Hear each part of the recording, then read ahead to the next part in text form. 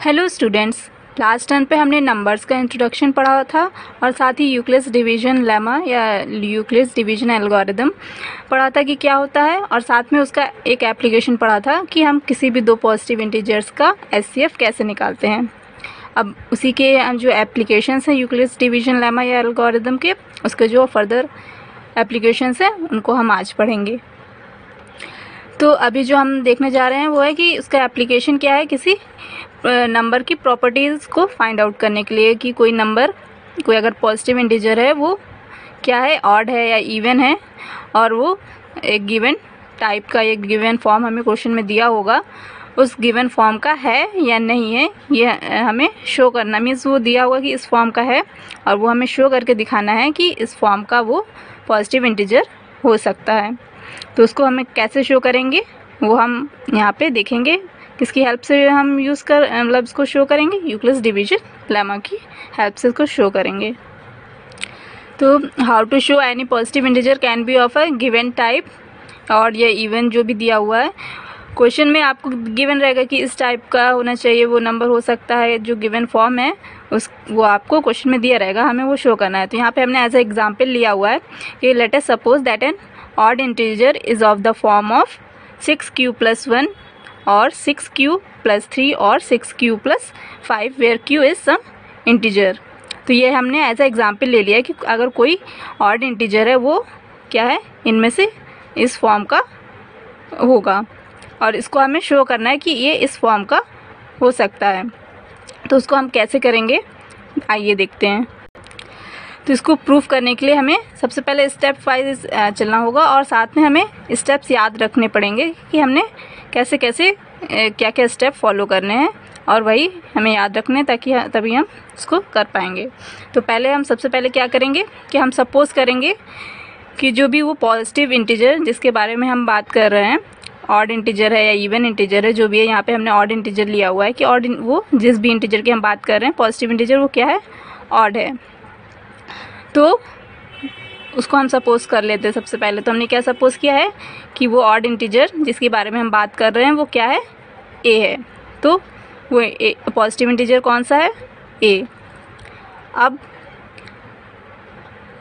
यहाँ पे दिया हुआ है कि वो किस फॉर्म का है, 6q plus 1 या 6q plus 3 या 6q plus 5 फॉर्म का हो सकता है। तो अगर इसको फॉलो करें तो हम क्या लिख सकते हैं कि ये जो पॉजिटिव इंटीजर है वो इस टाइप का, अगर हमने ये केस लिया, अगर इस टाइप का है तो ये इसके जो ए है वो इसके इक्वल होना चाहिए।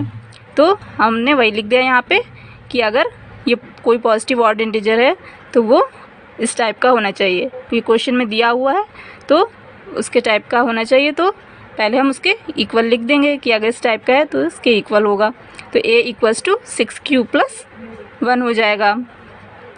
अब हमें क्या करना है, इसको कंपेयर करेंगे हम यूक्लिड्स डिवीजन लेमा से। तो उसकी कंडीशन क्या होती है, a equals to B Q plus R. यही हमारी इक्वेशन थी जो हमने लास्ट टर्म पे पढ़ी थी। इससे कंपेयर करके आप देखिए तो a तो सेम a है, यहाँ पे जो r की बात कर रहे हैं तो वो ये हो गया, q यहाँ पे है वह सेम q हो गया जो भी एक कोई इंटीजर है, और यहाँ पे अगर हम b देखें तो b क्या हो जा रहा है इस इक्वेशन से कंपेयर करने पे, 6। तो अगर हम यूक्लिड्स एल्गोरिथम अप्लाई करते हैं तो b हमारा क्या आ गया, 6। मीन्स इस कंडीशन पे जो ये कंडीशंस दी हैं इसके अकॉर्डिंग b क्या है, 6 है। ठीक है, तो अब b हमारा 6 आ गया। अब क्योंकि हमने साथ में इसके साथ एक और कंडीशन लगी हुई थी कि क्या इसके साथ कंडीशन थी कि जो r होगा इस इक्वेशन का, r जो है वो क्या होना चाहिए, 0 से ग्रेटर देन और इक्वल टू 0 होना चाहिए एंड लेस देन b होगा। r की ये कंडीशन थी। तो अगर हमारा b 6 है तो उसके अकॉर्डिंग जो इस इक्वेशन का r होगा वो क्या होगा, 0 से लेस देन और equal to and less than greater than और equal to 0 and less than 6। Means 6 से लेस होना चाहिए जो भी r होगा इस कंडीशन के लिए। तो अब हमारे r क्या क्या हो सकते हैं, तो हमने जो कंडीशन लिखी थी कि 0 r जो है वो ग्रेटर देन और equal to 0 and less than 6 है। तो इस कंडीशन के अकॉर्डिंग हमारे r क्या होने चाहिए, r की वैल्यू क्या क्या हो सकती है, 0 हो सकती है क्योंकि 0 के इक्वल दिया हुआ है, 0 हो सकती है, 1 हो सकती है, 2 हो सकती है, 3 हो सकती है, 4 हो सकती है एंड 5 हो सकती है। लेस देन 6 है तो सिर्फ 5 तक होगी। तो ये हमारे r's हो सकते हैं, रिमाइंडर्स ये सब हो सकते हैं। तो अगर इसी को हम फॉलो करें और साथ में यूक्लिड्स डिवीजन लेमा की जो इक्वेशन है उसको फॉलो करें और उसको फॉलो करते हुए हम r की वैल्यूज़ पुट करते जाएं, तो क्या हमारी इक्वेशंस क्या क्या बन जाएंगी, a equals to 6q plus 0, ये हमारी b की वैल्यू थी वही है सेम, q को एक इंटीजर है वो हमने सेम q रखा हुआ, और ये हमने जो सपोज़ किया था कि ये ऑड इंटीजर हो सकता है तो वो 6q प्लस अगर हमारा रिमाइंडर 0 होता है तो ये इक्वेशन बन जाएगी। ठीक है, सेम उसी तरीके से अगर रिमाइंडर 1 है तो ये इक्वेशन बनेगी, रिमाइंडर 2 है तो ये इक्वेशन बन जाएगी, रिमाइंडर 3, 4, 5 सब सारे जो रिमाइंडर्स की कंडीशन जो हम यहाँ पे आई है कि ये रिमाइंडर्स हो सकते हैं उनके लिए क्या हुआ, ये इक्वेशंस बन गई। ये हो सकते हैं कि ये हमने जो 1 2 3 4 5 6 टाइप्स निकाल लिए कि ये कंडीशंस हो सकती है उस ऑड इंटीजर के फॉर्म की। लेकिन क्योंकि जो हमारे क्वेश्चन में दिया हुआ है कि वो इंटीजर क्या है, ऑड है, तो ऑड जो भी नंबर्स होते हैं हमें पता है कि ऑड नंबर्स क्या होते हैं, 2 से डिविजिबल नहीं होते हैं। तो लेकिन यही चीज़ मीन्स जो गिवन है कि ए क्या है, ऑड इंटीजर है, तो वो क्या होना चाहिए, 2 से डिविजिबल नहीं होना चाहिए। लेकिन यहाँ पे जब हम कंडीशन देख रहे हैं तो ये वाली एक कंडीशन, एक ये एंड ये जो 3 इक्वेशंस बनी हुई हैं ये क्या है, 2 से डिविजिबल है। यहाँ पे क्या है, 6 है, 2 से डिविजिबल है। यहाँ पे देख रहे हैं 6 एंड 2 दोनों 2 से डिविजिबल हैं एंड 6 एंड 4 2 से डिविजिबल हैं। तो ये सब तो क्या हो गए, ऑड हो ही नहीं सकते। ठीक है, ये 3 जो इक्वेशंस हैं ये तो ऑड इंटीजर की कंडीशन है ही नहीं, क्योंकि 2 से डिविजिबल हो रहे हैं तो ऑड हो ही नहीं सकते। तो ये तो हमारे लिस्ट से निकल गए। ठीक है, बच्चे कौन कौन से, एक ये। ठीक है, a equals to 6 plus 1, a equals to 6q plus 3 है, a equals to 6q plus 5।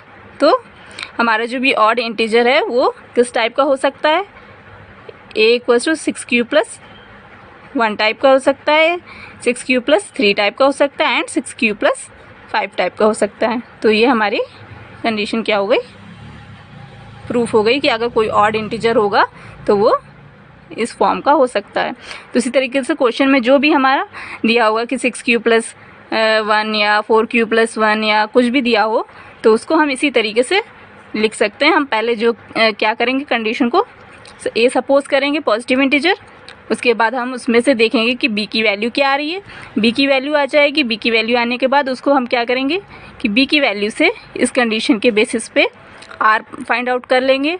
Are जब हमें मिल जाएंगे कि आर कौन कौन से हैं, जैसे इसमें हमें ये देख के कि लेस देन 6 होने चाहिए, उसी की तरीके से हमें पता चल जाएगा कि आर कौन कौन से हो सकते हैं। उसके बेसिस पे आप इक्वेशन बना लीजिए। अगर ऑड इंटीजर है तो ऑड वाली इक्वेशंस ले लीजिए, अगर इवन है तो इवन की इक्वेशंस ले लीजिए और वो हमें कंडीशन मिल जाएगी और आपकी जो कंडीशन दी हुई क्वेश्चन में वो प्रूफ हो जाएगी।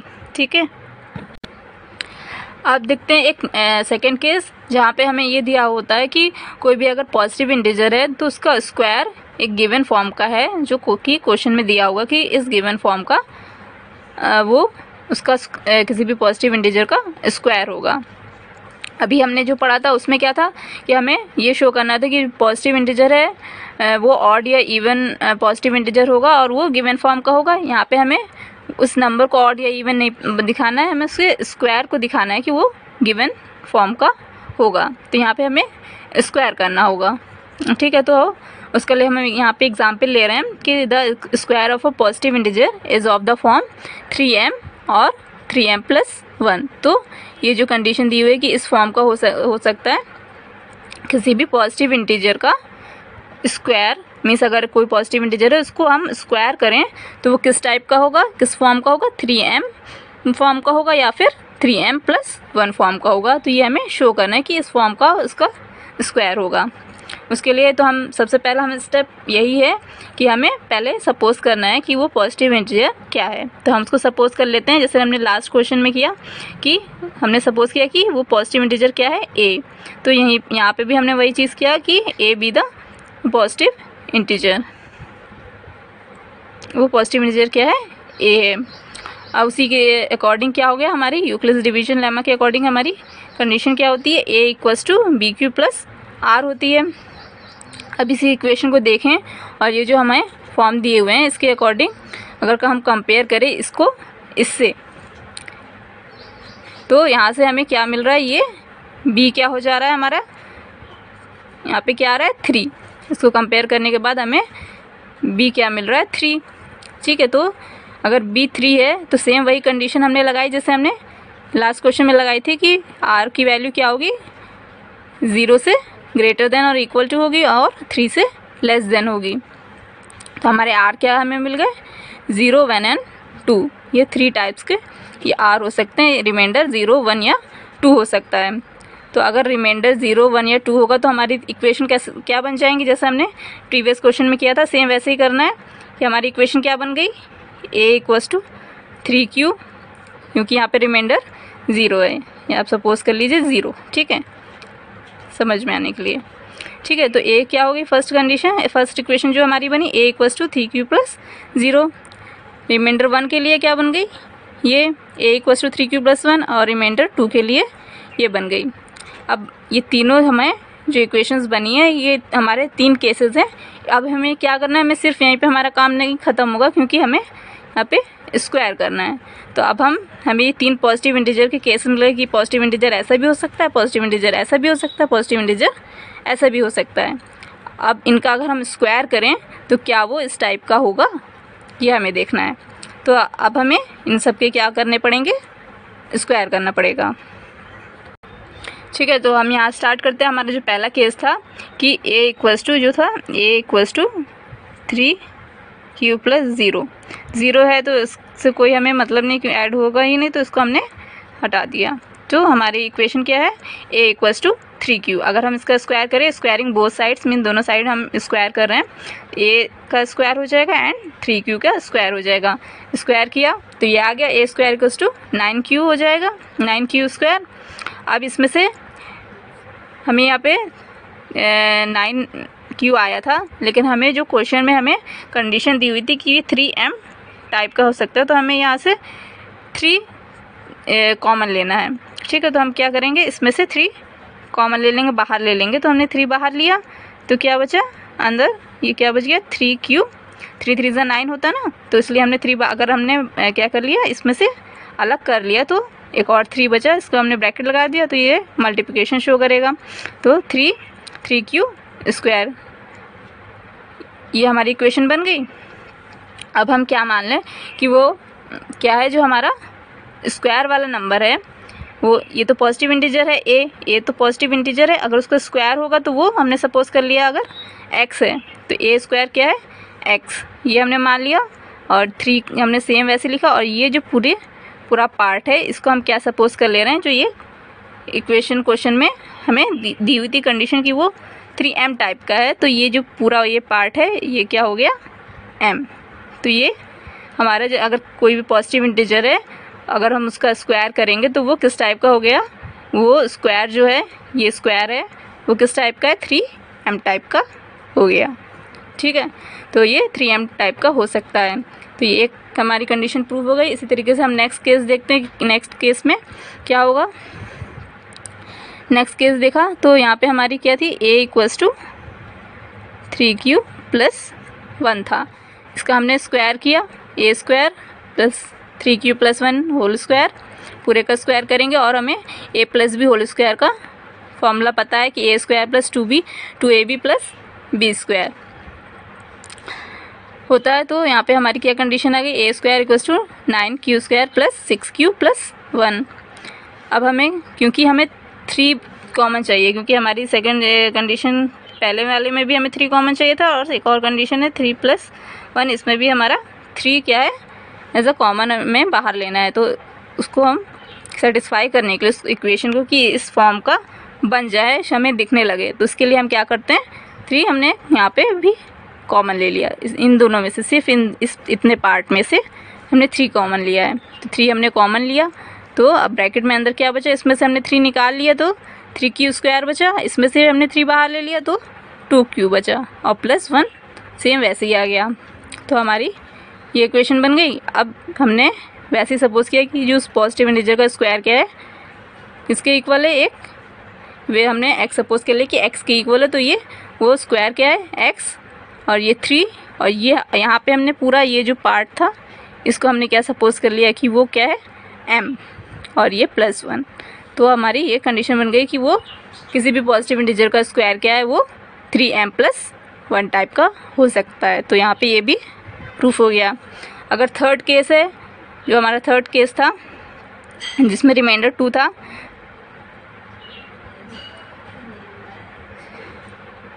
सॉरी 3q + 2 था।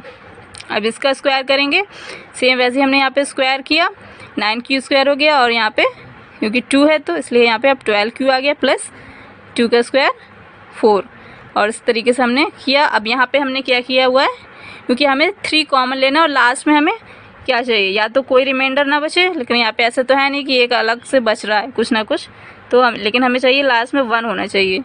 तो हम इसको इस टाइप से हमने ब्रेक करके लिख दिया। 4 को क्या लिख सकते हैं, 3 + 1 लिख सकते हैं ना ब्रेक करके, तो उसको हमने क्या कर दिया, 2 पार्ट्स में ब्रेक कर दिया है। तो अब इसमें 3 अलग हो गया और 1 अलग हो गया, ठीक है। तो हमें ये जो पीछे की इसकी कंडीशन ये चाहिए थी 1 होना चाहिए, वो हमें यहाँ 1 मिल गया। अब ये जो इतना पार्ट है इसमें से हमने क्या किया, 3 कॉमन ले लिया, 3 हमने बाहर कॉमन लिया तो अंदर ये 3q², इसमें से 3 कॉमन ले लिया है तो 4q बचा, और इसमें से पूरा हमने 3 बाहर ले लिया तो यहाँ पे 1 बचा, ठीक है। तो ये हमारी इक्वेशन अब बनी। अब हमने सेम वैसे ही किया कि a² क्या है का स्क्वायर, हमने उसको x सपोज कर रहे थे जैसे हमने यहाँ पे किया था, सेम a² को हमने x सपोज किया 3, एंड ये जो ये पूरा पार्ट को, इस पूरे पार्ट को हमने क्या सपोज कर लिया कि m है और +1, तो ये 3m+1 टाइप का हो गया।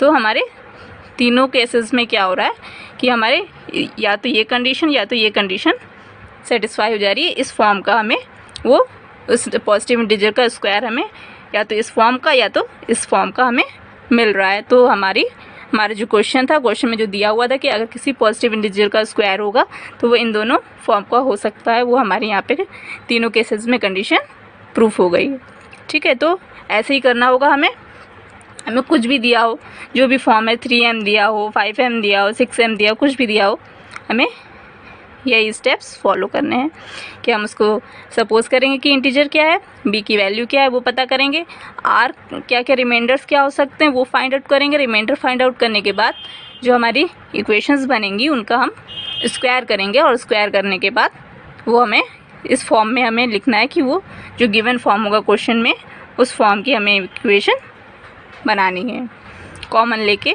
जैसे भी बनानी है। सेम इसी तरीके से जैसे हमने स्क्वायर किया है, इस तरीके से क्यूब का भी क्वेश्चन आ सकता है।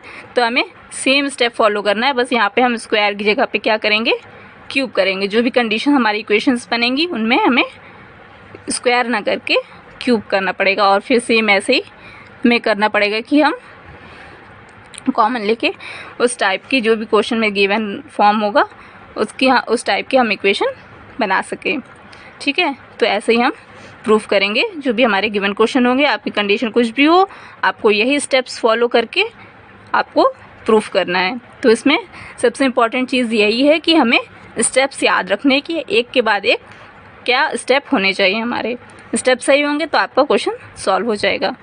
ओके, तो आगे बढ़ते हैं। हमारा जो नेक्स्ट टॉपिक है वो फंडामेंटल थ्योरम ऑफ अरिथमेटिक है। फंडामेंटल थ्योरम ऑफ अरिथमेटिक क्या कहती है कि every composite number can be expressed as a product of primes and this factorization is unique and unique apart from the order in which the prime factors occurs. मतलब कि कोई भी composite numbers है, means हमने numbers पढ़े में prime numbers होते हैं, कॉम्पोजिट नंबर्स होते हैं।